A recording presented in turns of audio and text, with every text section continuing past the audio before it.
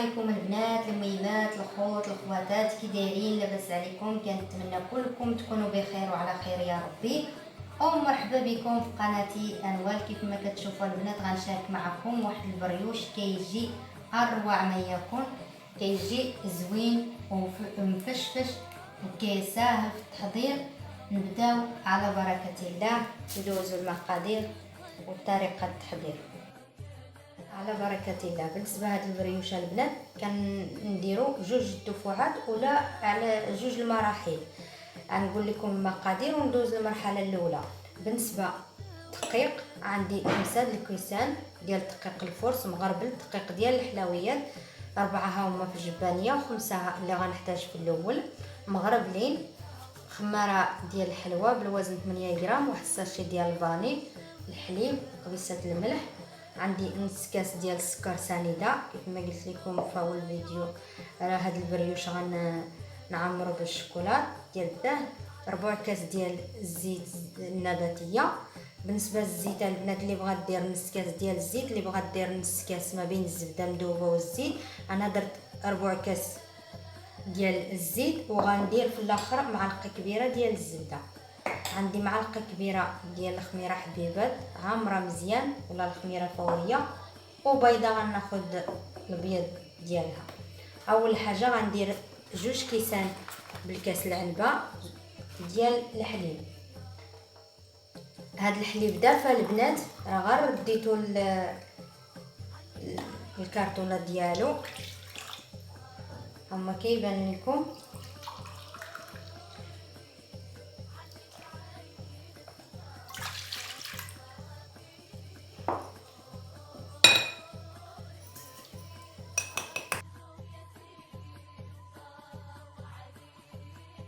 صافي درت 2 كيسان ديال الحليب ونص كاس ديال السكر سنيده، معلقه كبيره ديال الخميره فوريه ولا خميره حبيبات، وغنزيد هاد الكاس ديال الدقيق.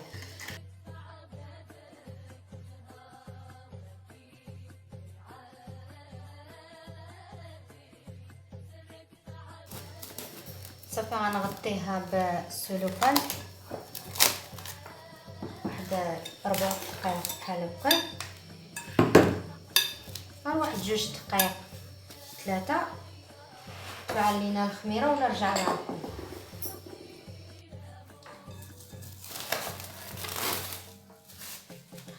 ها الخليط اللي درنا في الاولى البنات، ها هو تفعلت لينا الخميره. غنزيد الساشي ديال الفانيل، هاد القبيصه ديال الملحه،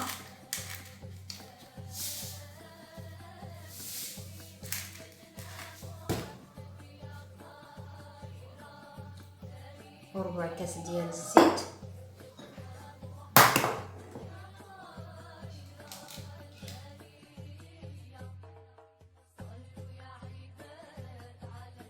غنغطي هاد الصفر ديال البيضه باش ما يديرش لينا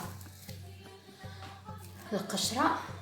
صافي نبقى نزيد دقيق بشويه بشويه.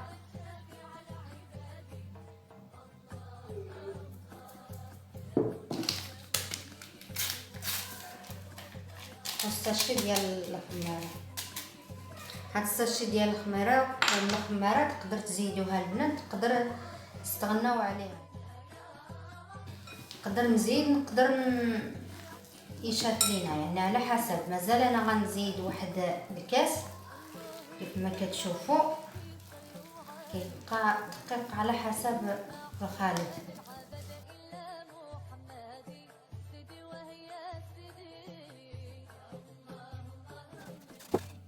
ها العجينه ديالي جمعتها البنات، مازال كتلصق في اليدين، ولكن غنزيد هاد المعلقه ديال الزبده. بالنسبه للدقيق البنات راه احتاجيت 6 الكيسان ديال الدقيق، راه زيدت كاس على دوك 5 هي اللي خدات لي المقادير. كيف ما قلت لكم الدقيق كيبقى على حسب الخليط. غندخل هاد المعلقه ديال الزبده مزيان في هاد العجينه وغنغطيها تخمر يبدع في الحجم ديالها مزيان ونرجع معكم.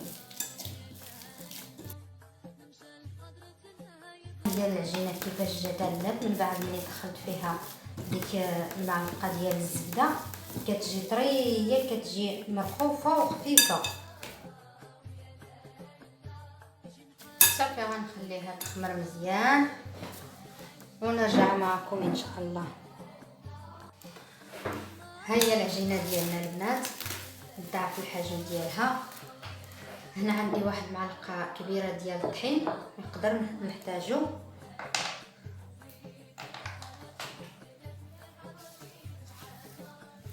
غنخرج هاد الهواء اللي فيها.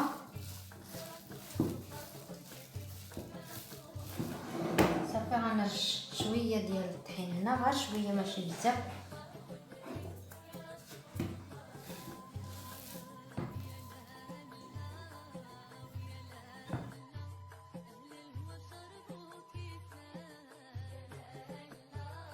صافي غنبدا نقطع كويرات صغار البنات على حسب الحجم اللي بغيتو.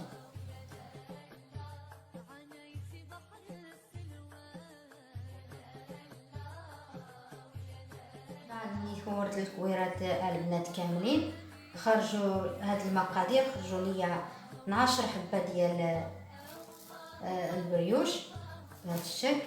غنبدا نشكل البريوش ديالنا ونعمرو بالشوكولات كيف ما قلت لكم. غنعمرو بالشوكولات ديال الدهن. غندير هاد الطريقه على شكل طولي.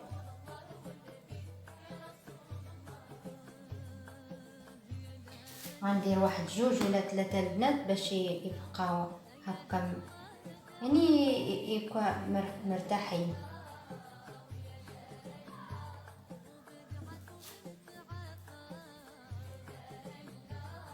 راه العجينه مرخوفه البنات، العجينه زوينه وما تكتروش الدقيق باش تبقى تلصق لكم، باش ملي تلصقوها ملي تعمروها بالشوكولاته وتلصقوها ما تحلش من برا.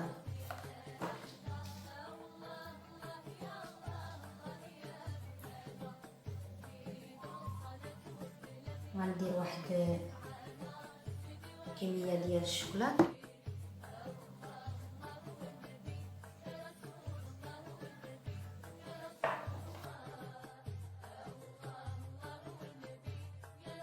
صافي وكنبقى نلصق البريوش ديالنا على هذا الشكل.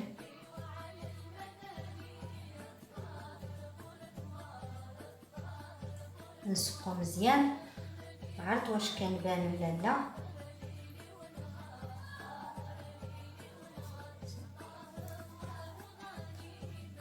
على هذا الشكل البنات البلاط راه واجد. راه ساهل هاد البريوش البنات، ساهل بزاف وكيجي زوين، يعني يعمر بالشوكولات. والدراري بسلامتهم كتعرفوهم راه شي حاجه ديال الشوكولات ما بالك.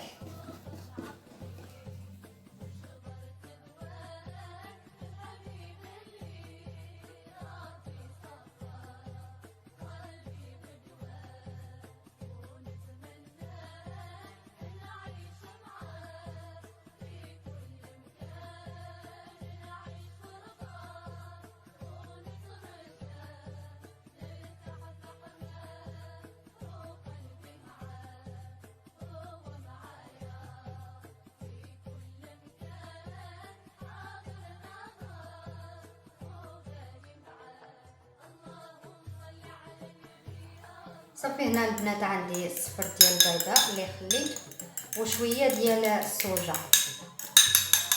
اللي بغات دير الصوجه، اللي بغات دير الحليب، شويه الحليب شويه الخل، المهم على حسب.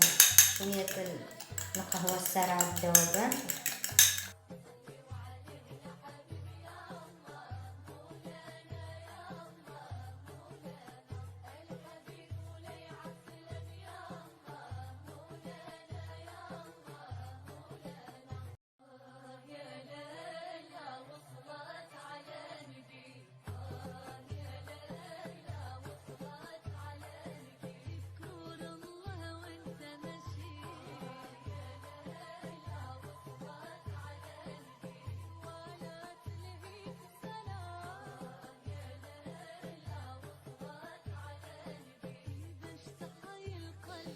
هذا هو الشكل النهائي للبريوش ديالنا البنات. كيجي على هذا الشكل، كيجي زوين شكلا ومذاقا، وكيجي مفشفش وسهل في التحضير.